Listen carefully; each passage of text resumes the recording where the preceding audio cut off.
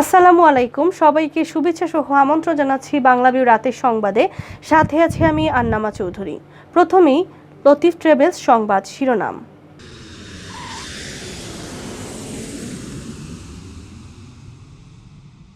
স্বাস্থ্যবিধি মেনে দোকানপাট ও শপিং মল খুলছে। রোববার সকাল 10টা থেকে বিকেল 5টা পর্যন্ত চলবে কেনাবেচা। 28 এপ্রিলের পর আর বাড়ছে না লকডাউন। স্বাস্থ্যবিধি মেনে চলবে সীমিত পরিসরে গণপরিবহন, সরকারি বেসরকারি অফিস। সিলেটে করোনায় আরও 2 জনের প্রাণহানি, আক্রান্তের সংখ্যা ছাড়ালো 20,000। দেশে 9 দিনে করোনায় মৃতের সংখ্যা নামলো 90-এর নিচে। 4 দিন পর 4,000-এর নিচে নামলো আক্রান্ত। সিলেটের শিক্ষার্থীদের মানবিক সংগঠন ভাই বার্ডিস সোশ্যাল অর্গানাইজেশনের উদ্যোগে অসহায় লোকজনের মধ্যে খাদ্য সামগ্রী বিতরণ। এতক্ষণ শুনছিলেন শিরোনাম, এবারে বিস্তারিত। আগামী রোববার থেকে স্বাস্থ্যবিধি মেনে দোকানপাট, শপিং মল খুলছে। সকাল 10টা থেকে বিকেল 5টা পর্যন্ত দোকান ও শপিং মল খোলা রাখার নির্দেশনা দিয়ে শুক্রবার প্রজ্ঞাপন জারি করেছে মন্ত্রিপরিষদ বিভাগ। মন্ত্রিপরিষদ বিভাগের উপসচিব মোহাম্মদ রেজাউল ইসলামের স্বাক্ষরিত এই প্রজ্ঞাপনে বলা হয়, করোনা ভাইরাসজনিত রোগের বিস্তার রোধে শর্ত সাপেক্ষে সার্বিক কার্যাবলী ও চলাচলে নিষেধাজ্ঞা আরোপের বিষয়ে মন্ত্রিপরিষদ বিভাগের আগের নির্দেশনার ধারাবাহিকতায় ব্যাপক সংখ্যক মানুষের জীবন জীবিকার বিষয়ে বিবেচনা করে নতুন এই নির্দেশনা জারি করা হয়েছে। প্রজ্ঞাপনে আরও বলা হয়, স্বাস্থ্যবিধি প্রতিপালনের বিষয়ে সংশ্লিষ্ট বাজার ও সংস্থার ব্যবস্থাপনা কমিটি প্রয়োজনীয় ব্যবস্থা গ্রহণ করবে। কোভিড-19 সংক্রমণ রোধে গত 14 এপ্রিল ভোর 6টা থেকে 8 দিনের কঠোর লকডাউন শুরু হয়। লকডাউনের মধ্যে দোকান, শপিং মল বন্ধ রাখা সহ পালনের জন্য 13টি নির্দেশনা দেওয়া হয় সরকারের পক্ষ থেকে। সেই মেয়াদ শেষ হয় গত বুধবার মধ্যরাতে। তবে করোনা সংক্রমণ পরিস্থিতির এখনও উন্নতি হয়নি, তাই লকডাউনের মেয়াদ আগামী 28 এপ্রিল মধ্যরাত পর্যন্ত বাড়ানো হয়েছে। এর মধ্যে বাংলাদেশ দোকান মালিক সমিতির পক্ষ থেকে দোকান ও শপিং মল খুলে দেওয়ার দাবি জানানো হয়। তারা এ বিষয়ে সরকারের সর্বোচ্চ পর্যায়ে তাদের দাবি তুলে ধরেন। আগামী 28 এপ্রিলের পর শিথিল হচ্ছে লকডাউন। নতুন করে আর লকডাউনের মেয়াদ বাড়ছে না। স্বাস্থ্যবিধি মেনে ধীরে ধীরে সব কিছু খুলবে। চালু হবে গণপরিবহন, সীমিত পরিসরে খুলবে সরকারি বেসরকারি অফিস। শুক্রবার বিকালে জনপ্রশাসন প্রতিমন্ত্রী ফরহাদ হোসেন গণমাধ্যমকে এ তথ্য জানিয়েছেন। তিনি বলেন, আগামী 28 এপ্রিলের পর বিধিনিষেধ শিথিল করা হবে, কিন্তু নো মাস্ক নো সার্ভিস এটা 100% বাস্তবায়ন করা হবে। মানুষ মাস্ক পরবে, শারীরিক দূরত্ব মেনটেন করবে। কঠোরভাবে স্বাস্থ্যবিধি মানলেই আমরা জীবন ও জীবিকা দুটোই চালাতে পারবো। এই কয়দিনে সংক্রমণ অনেকটাই কমে যাবে, এটাই স্বাভাবিক। তিনি বলেন, গণপরিবহন চালুর বিষয়টি সিদ্ধান্তের পর্যায়ে আছে। চালু হলে স্বাস্থ্যবিধি মেনেই চলতে হবে। সামনে লকডাউন আর বাড়বে না, তবে তখন জীবনযাত্রার বিষয়ে দিক নির্দেশনা দিয়ে আগামী 28 এপ্রিল একটি প্রজ্ঞাপন জারি করা হবে। সেখানে অফিসের জনবলের বিষয়টি উল্লেখ থাকবে বলেও জানান প্রতিমন্ত্রী। কোভিড-19 সংক্রমণের রোধে গত 14 এপ্রিল ভোর 6টা থেকে 8 দিনের কঠোর লকডাউন শুরু হয়। লকডাউনের মধ্যে পালনের জন্য 13টি নির্দেশনা দেওয়া হয় সরকারের পক্ষ থেকে। সেই মেয়াদ শেষ হয় গত বুধবার মধ্যরাতে। তবে করোনা সংক্রমণ পরিস্থিতির উন্নতি না হওয়ায় লকডাউনের মেয়াদ আগামী 28 এপ্রিল মধ্যরাত পর্যন্ত বাড়ানো হয়।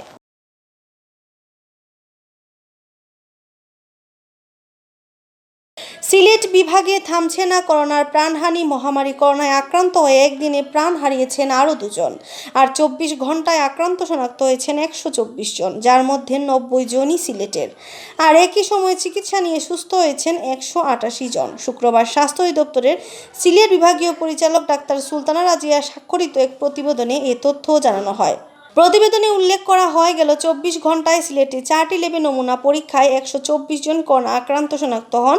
এর মধ্যে সিলেট জেলার 90 জন, সুনামগঞ্জের 4 জন, মৌলভীবাজারের 9 জন, হবিগঞ্জের 1 জন, ওসমানী হাসপাতালে চিকিৎসাধীন রোগী 20 জন রয়েছেন। নতুন এই 124 জন সহ সিলেট বিভাগে করোনা প্রমাণিত রোগীর সংখ্যা দাঁড়িয়েছে 20,072 জন। এর মধ্যে শুধু সিলেট জেলায় আক্রান্ত হয়েছেন 12,821, সুনামগঞ্জে 2,702, হবিগঞ্জে 2,285 ও মৌলভীবাজার জেলায় 2264 জন করোনা আক্রান্ত শনাক্ত হয়েছেন।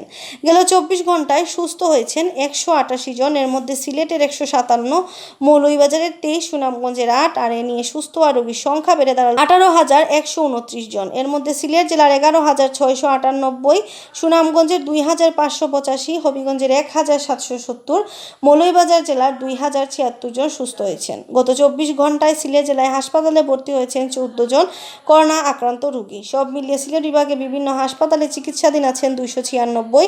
এর মধ্যে সিলেট জেলার 274, সুনামগঞ্জের 5, হবিগঞ্জের 13 ও মৌলভীবাজার জেলার 4 জন। গত 24 ঘন্টায় সিলেট বিভাগে যে 2 জন মারা গেছেন তারা সিলেট জেলার বাসিন্দা। সেই সাথে সিলেট বিভাগে করোনার মৃতের সংখ্যা বেড়ে দাঁড়ালো 321 জন। এর মধ্যে সিলেট জেলার 251, সুনামগঞ্জের 26, হবিগঞ্জের 18 ও মৌলভীবাজার জেলার 26 জন।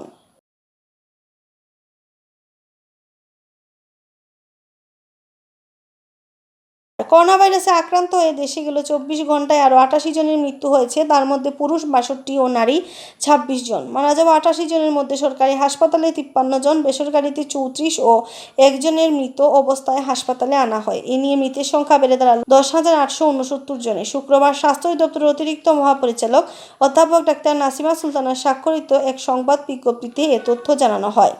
বিজ্ঞপ্তিতে বলা হয়, এর মধ্যে দিয়ে 9 দিন পর দেশে মৃতের সংখ্যা 90-এর নিচে নামলো, আর দৈনিক শনাক্ত রোগীর সংখ্যা 4,000-এর নিচে নামলো 4 দিন পর। বিজ্ঞপ্তিতে আরও বলা হয়, গেল 24 ঘন্টায় সরকারি ও বেসরকারি 339টি ল্যাবে 26,413টি নমুনা সংগ্রহ করা হয়। এর মধ্যে পরীক্ষা করা হয় 25,896টি নমুনা পরীক্ষায় নতুন রোগী শনাক্ত হলেন 3,629 জন। এ নিয়ে মোট আক্রান্ত রোগীর সংখ্যা দাঁড়ালো 7,39,703 জন।